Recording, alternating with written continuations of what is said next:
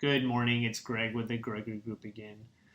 We have had a lot of clients lately, been pretty surprised at the number of people who are helping them with the process when they're buying a home and they've got it under contract. So today what I'm going to do is give you a little bit of overview of what to expect when that happens and who the people are that are going to be helping you.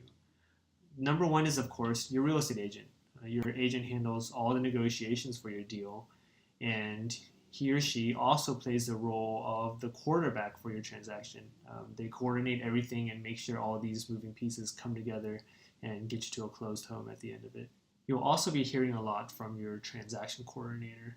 Now, what their job is to do is to make sure all the I's are dotted, T's are crossed, and basically to make sure all the paperwork, nothing's missing out of there. They handle a lot of the scheduling, like they could schedule the inspector for you, they might schedule the appraiser to come out, and they handle a lot of the nitty-gritty of the transaction and just make sure nothing gets dropped and everything keeps moving. Your inspector, of course, will go out to the house and do the inspection on the property.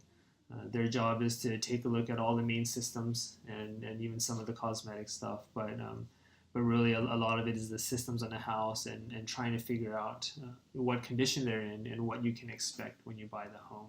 Your escrow officer and title company handle the money and the title search and the closing for your transaction. They make sure that the house you're buying is legitimately owned by the seller so they can really sell it to you. And also, when you're writing an earnest money check, that goes to the escrow company and it sits there with them until you close.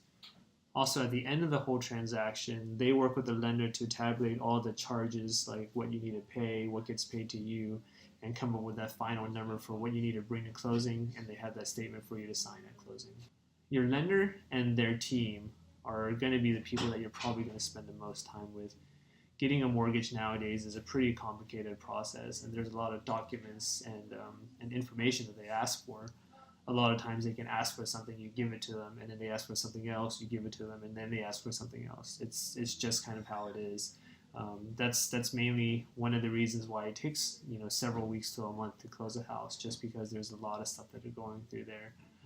But the whole time they are there working to get you that loan so you can close on the house. So there are a lot of people who help you get to that closing table. I've done a quick overview, but of course, if you have any other questions, just reach out to me. Happy to answer them. Talk to you soon.